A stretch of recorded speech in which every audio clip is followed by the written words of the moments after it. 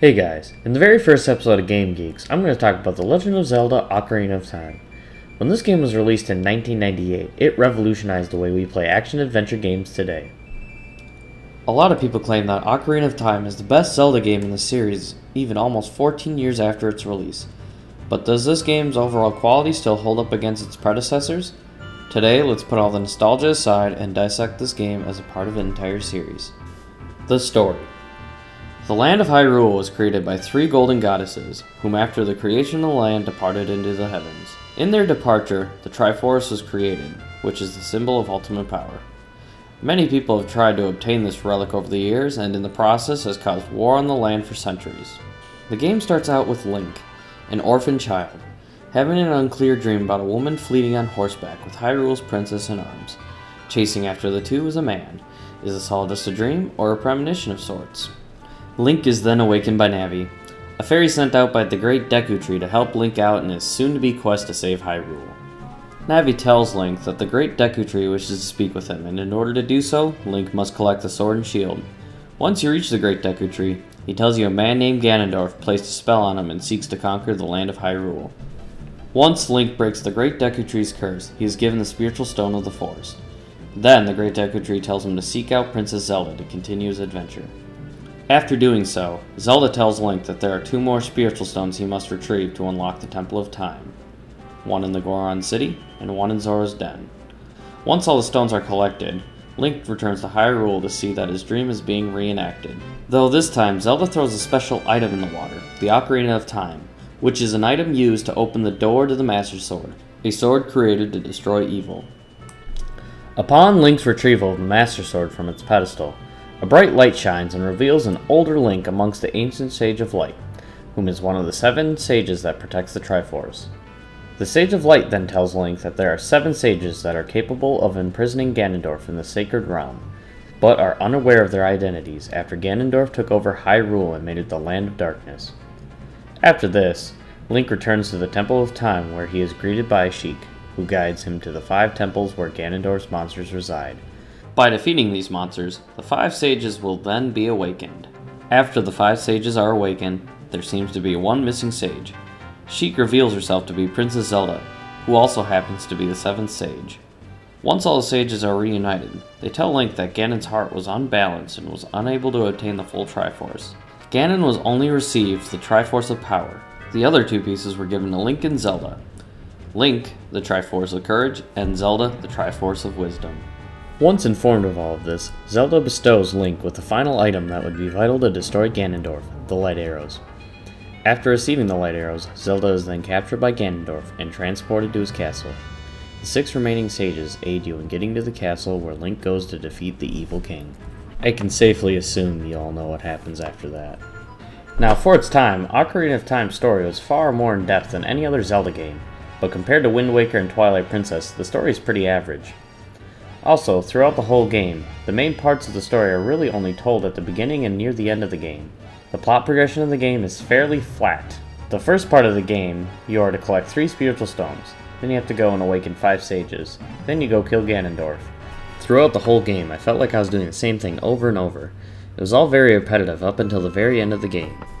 The characters in the game were pretty bland and showed very little personality. Link, the protagonist, had 0 personality and no real ambition to actually save Hyrule. He was just doing it because he has to. The only time I actually saw Link show any real personality is when the Gorons want to give him the hug after defeating Dodongo. Zelda, who has somewhat of a personality as a child, is pretty boring as well. Ganondorf, as an antagonist in The Evil King, didn't do anything visibly that was really evil. Had they shown scenes of him conquering Hyrule within the 7 years, that might have given him more personality that would show you how evil he actually is. In my opinion, he was your basic world domination-esque villain. Twilight Princess and Wind Waker again were a lot more ruthless and unforgiving. Honestly, the characters that showed the most personality were the side characters, the Gorons, Princess Ruto, Saria, and other various townspeople. Gameplay. The gameplay for Ocarina of Time was very much clunky, though some of that couldn't be helped mainly because of the Nintendo 64's controller layout, which was pretty horrid. Z-targeting was a fresh concept that later on was mastered in later Zelda games, but is a big nuisance in Ocarina of Time. You had to use Z targeting to move the camera, which would sometimes lock onto various enemies or items when all I would want to do is simply change the camera angle. When locking onto enemies, it was very hard to unlock yourself from it, and it was really hard to switch between other enemies in the same area. For airborne enemies like Geeks, Z targeting would hardly pick up their presence until it was too late, so all in all, Z targeting had a lot of bugs, but they were slightly improved in the future parts, but they still kinda sucked. The battle system was fairly clunky as well. I felt that when I was in battle, all I had to do was just mash the attack button and block frequently, depending on the enemy. Using equipable items seemed like a big pain in the ass to pull out, aim, and then finally attack.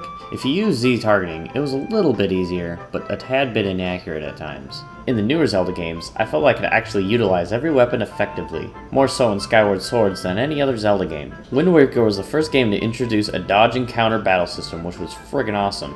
And Skyward Swords took it a step further by implementing the battle system with precise pattern in which you had to attack your enemies, which I found to be fascinating and very similar to Demon Souls, which I love. Unfortunately, even with Motion Plus, the swordplay in Skyward Swords was very glitchy as well. At any rate, when I played Ocarina of Time, the battle system felt much like its previous titles, a hack and slash, which isn't terrible, but it's not bringing anything new to the table.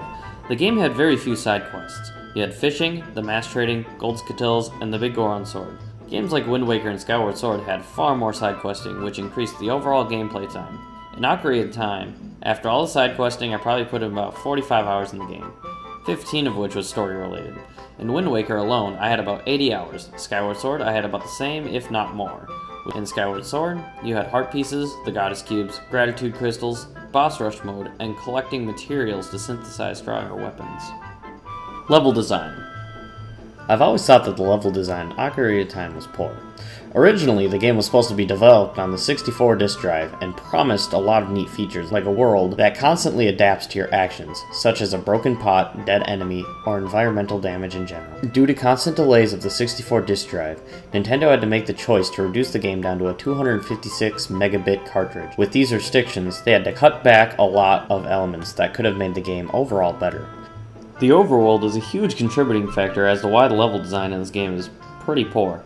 The land of Hyrule in the previous Zelda games was riddled with enemies. In the very first Zelda game, every screen on the world map had at least 4 enemies per screen.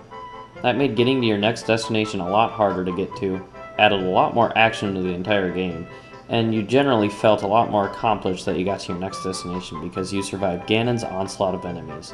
In Ocarina of Time, the world map was basically a giant square that had your destinations in the corner of the maps, and hardly any enemies to get in your way when you're trying to get there. The only real enemies come out at night, and even then, you have to fight between 6 and 9 before you're able to get to the next area. That's 2 pains in the original Zelda. The Hyrule map should actually look like this.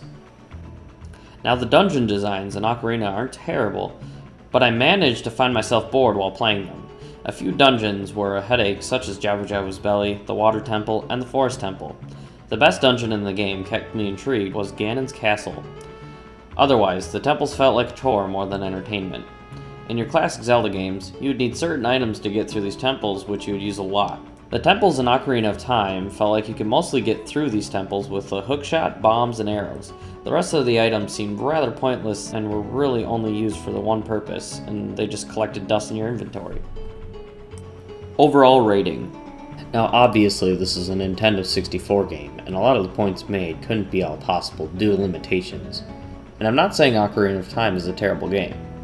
All I'm saying is that a lot of people put it on a pedestal way too high, and it supposedly trumps all Zelda games. For its time, I would definitely say this game's amazing and was a huge stepping stone for all future Zelda titles.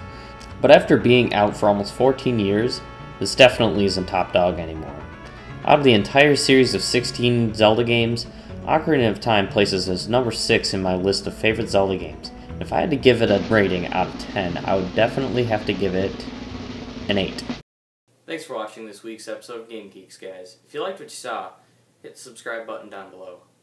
If you have any thoughts about Ocarina of Time, please comment below. I'd love to see them. Until next week, see you later, guys.